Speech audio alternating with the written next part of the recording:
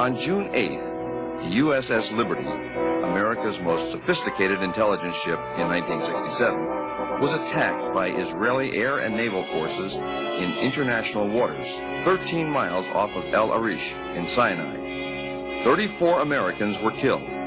172 were wounded. The Israeli and American governments pronounced the attack as a case of mistaken identity.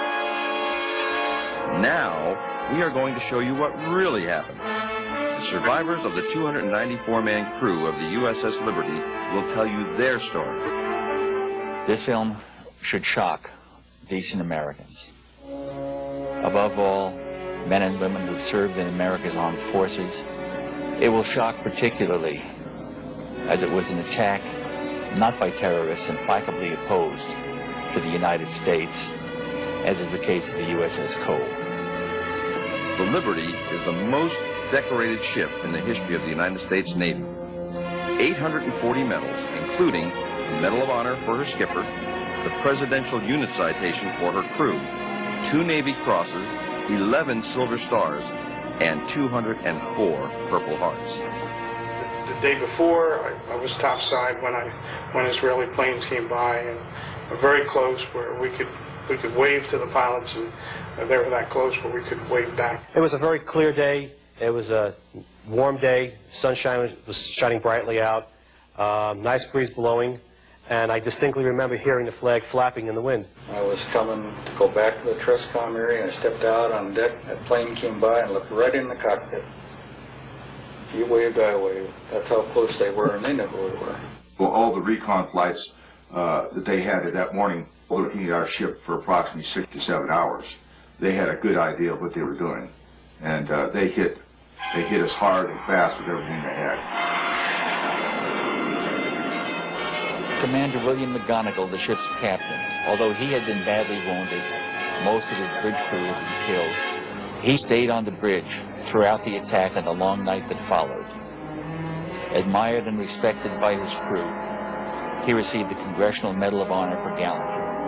When the plane struck, it was without provocation and certainly unexpected, and they seemed to descend on us from all directions at the same time. Those rockets and machine guns tore the ship. It killed men on deck, and we were defenseless.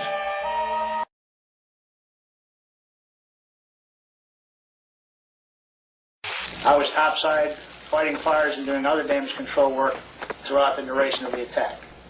At the same time, I was able to observe the jets flying overhead, and I also observed the American flag flying from the mast. At no time did that flag hang limp from the mast. I was one of the 2 signalmen on the USS Liberty when the ship was attacked, and my only job during the attack was to make sure that the flag was flying, so every few minutes I would walk up at the signal bridge up at the mast. And despite the fact that some Israeli pilots actually had a conscience and later admitted to knowing full well that it was an American ship that they were attacking, some to this day will still try to insist that it was a case of mistaken identity. And they will do so simply because these are fellow Jews. No other reason.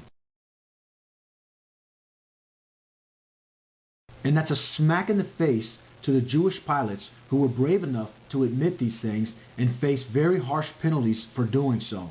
And that's insult upon injury to the brave men who were aboard this ship who were scheduled for execution. And only a miraculous chain of events saved their lives, because the Israelis had every intent to murder every last person on this ship, which you will soon see for yourselves. That on the first pass they knocked out our ability to call for help.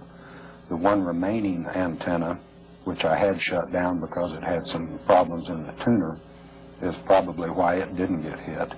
I had to jury-rig a coaxial cable directly from the transmitter to the antenna. So we were working feverishly to try to get a signal out at that time, and then finally there was we were able to get a signal to the Sixth Fleet, and then I was listening to or monitoring that communications, and they said that they would be sending aircraft, and so at that point we just felt overjoyed that knowing that there was going to be aircraft coming to our rescue.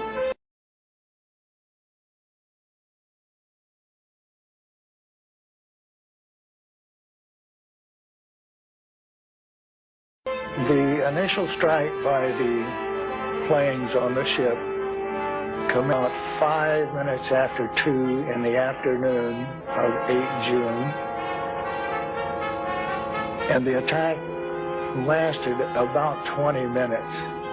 The ship was fired at from port to starboard, starboard to port, stem to stern, and there was not a single compartment above the waterline that did not have one or more direct penetration by a rocket, machine gun, and they also dropped napalm on the bridge of the ship.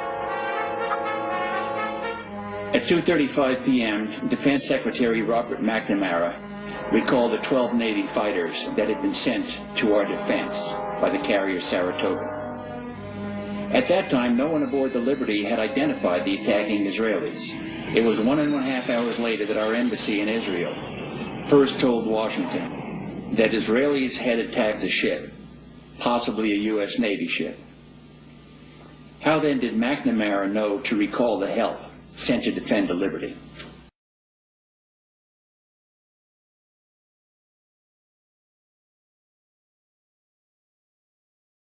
The aircraft take pictures as they fire their guns.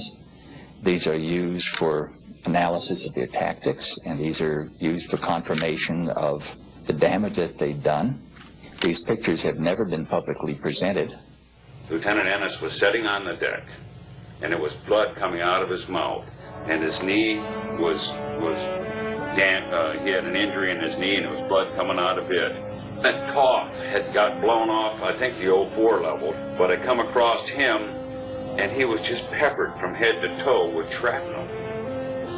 And I covered him up with a blanket. My brother, he was sent to on the bridge of the ship to find out what was who the planes were, where they came from. They had no markings. That's against the Geneva Rules of War right there. He received a Silver Star for his efforts. He was cut down by the planes. The captain, initially after the attack, sustaining shrapnel wounds in his knee, and somebody put a tourniquet around his leg, and I got coffee. I think about 5 cups of coffee went down the captain to keep him going. It was impressive because with all the blood loss and everything, he was going all night long. A short time after the air attack had been completed, the 3 torpedo boats approached us from our starboard quarter at high speed and in an apparent torpedo launch attitude.